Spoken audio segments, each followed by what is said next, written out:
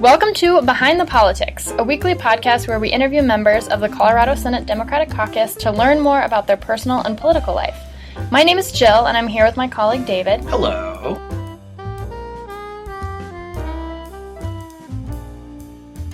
Today, we're joined by State Senator Rhonda Fields. Hi, Senator Fields, and thanks for chatting with us. Hello there. Glad to have this conversation with you all. Senator Fields' district includes Aurora and stretches all the way out to Peoria. She was elected to the Senate this past election in 2016 after serving 6 years in the House, and she currently sits on the Senate Agricultural, Natural Resources, and Energy Committee, and the Judiciary Committee. So, Senator Fields, we just are coming off of a very, lengthy budget debate this past week. We had a late night on Wednesday night, had some more discussion Thursday morning. Tell me, what is your feeling on this year's budget? I think that there are some good things in the budget, and there's some things that I felt like we could have strengthened a little bit. But all in all, it's in the hands of the House, and we'll see what kind of adjustments they make. But I was somewhat pleased with what we were able to do as it relates to restoring additional per-pupil funding for our students. But we're still underfunding our schools. I don't think that we're at the level I would like to see us fund our schools. So that was one disappointment.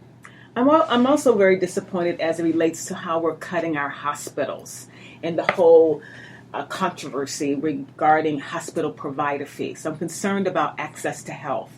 I ran two amendments. One was to increase funding for our Meals on Wheels program for our seniors. It was a very modest amendment. It was to restore about $500,000 to help us serve 62,000 more people who are seniors and who are bound at home and not able to go to the grocery store. So I'm really concerned about that amendment not passing.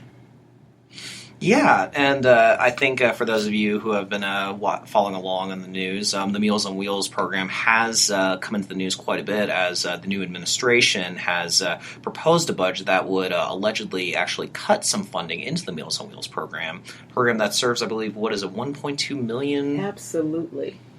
And these are people who are somewhat isolated. Some of them can't leave the house. They may not have the money to buy groceries. And they get a nutritional meal and a personal contact where someone checks in on them.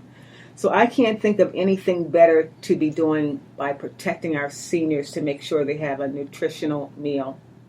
And you ran another amendment, which caused a little bit of a stir on the Senate floor as we were going into the late hours. I believe it was to bolster access to birth control for Colorado women.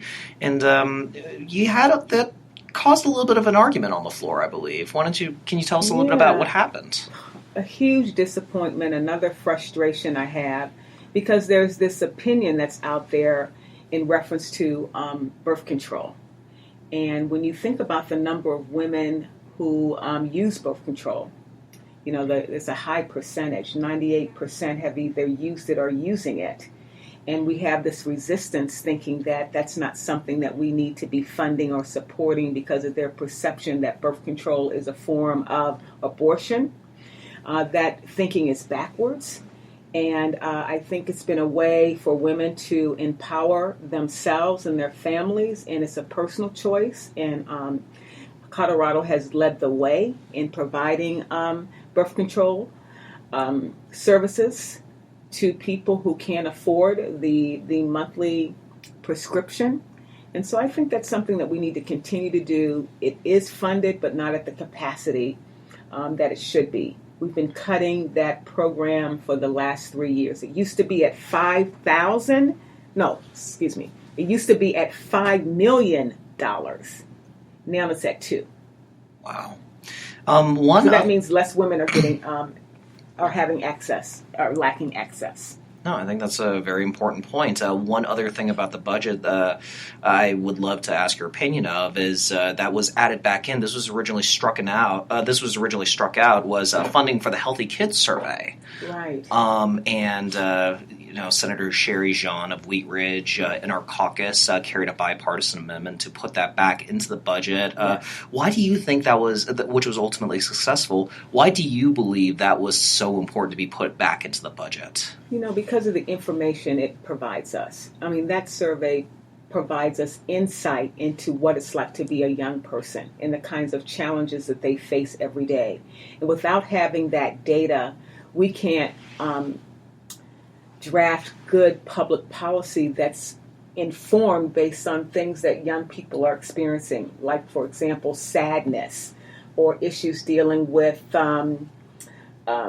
issues at home, food insecurity. I mean, the survey gives us insights into a variety of different things that will help us maybe design and create programs to help them overcome some of the issues that they're faced with. One final part of the budget I would probably, would love to ask your opinion on is Senator Leroy Garcia carried an amendment to bolster funding for Connect for Health Colorado. Yes. And as you know, the state healthcare exchange, there's been a lot of talk out in Washington over what's going to happen with the Affordable Care Act, with Medicaid expansion.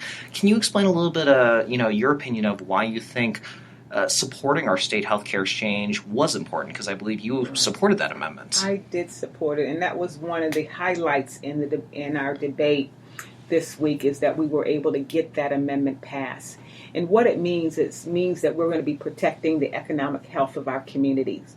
When you think about people not having access to health care, you're talking primarily about women, you're talking primarily about children, and we just need to make sure that everyone has access to quality health care.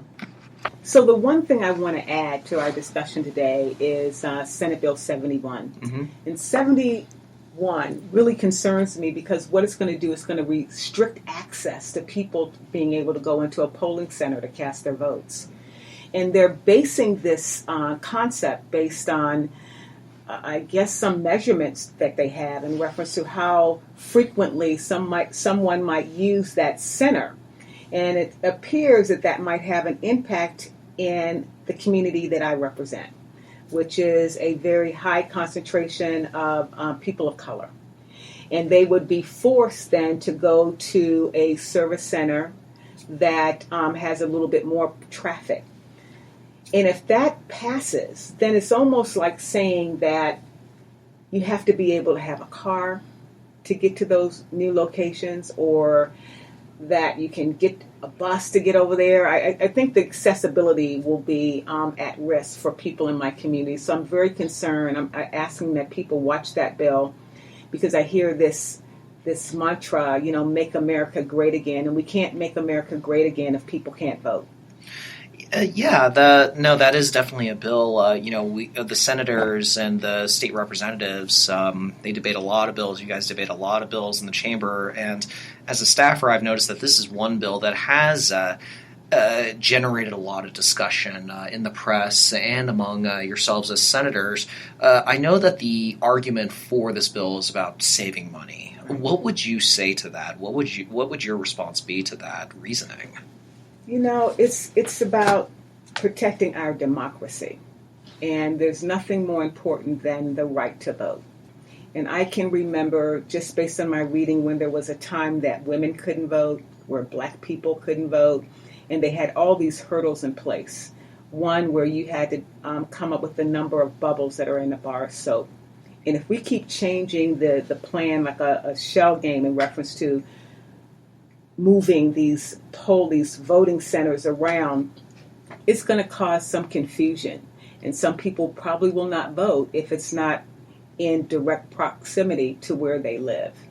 So I'm very concerned about this bill, because I think we need to be doing everything possible to increase voting, not to come up with ideas to create hardships and barriers and challenges for people as it relates to voting. I think that's a solid point. Thank you for bringing that up, Senator Fields. You're welcome. So, shifting gears a little bit, something that's really important about our caucus is that we actually have more female legislators than men. And so in addition to being a powerful female voice in the Senate, you're also the first African-American woman to serve Aurora's Senate District 29.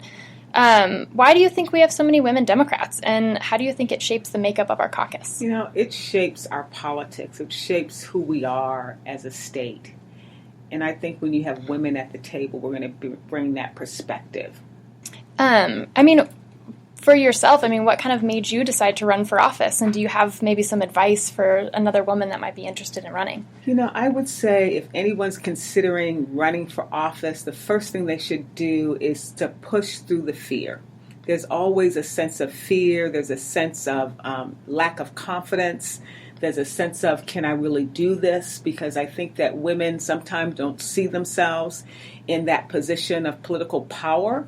So I think the first thing is that you have to push beyond any negative doubts and concerns that you might have about running, and just make sure that you have the right group of network behind you, and just run. We just need more women at the table. I absolutely agree. Oh, that's awesome. We heard that your daughter just had a baby. Congratulations. Yes. Thank you so very much. Tell us a little bit about your new grandchild. My grandson, he is now 4 months, and his name is Zion. Aww. And so he's the first son. I have a grandson. I have 3 other granddaughters. So we're so excited to have a little boy in our family. So it's a bit of a girl power theme going on in the Fields family, it sounds like. Any of them sound like they'd want to be in office someday? I think so. I think my oldest granddaughter, Nirima, she currently goes to Smoky Hill High School, and she's on the debate team at Smoky Hill, and she's also in DECA, which is an opportunity where she competes around the state. And she won a national title, and she's going to Washington, D.C. Wow.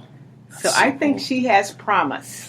Well, sounds like it. So folks, keep an eye out for Senator Fields' daughter. We might be hearing about her someday. Absolutely. Whether it's in Colorado or at the national level. So other than being an awesome grandmother, obviously, what is something that you would say your constituents would be surprised to know about you? I think they would be surprised to know that I love to cook. So I am a fanatic as it relates to all the kitchen gadgets. I have all kinds of kitchen gadgets. I love cooking Cajun food. So for me, I like gumbo, I like shrimp and grits, I like collard greens, that's Southern style cooking. I love to cook. I love being in the kitchen. Gosh, you're making me hungry. I just ate lunch. You're already making me hungry. So for our last question, it's just a fun question that we've been asking all of our guests. What is the most embarrassing thing that has happened to you at the Capitol? I think for me it was like week 1, I was asked to do the Pledge of Allegiance, to cite the pledge, and to lead the chamber and the guests and everyone in the Pledge of Allegiance. And so I went up to the speakers or the president's podium to cite the pledge. And then afterwards I clapped, because that's what we used to do in the House. So we would all get excited because we could all cite the pledge, and we were so proud of our United States. And then the president says, well, we don't clap over here. Oh, no. And then he says, also, when you cite the pledge, you don't cite the pledge from the president's podium. He says, you cite it down at the well. And he pointed down there. Oops. And so, I felt really ashamed.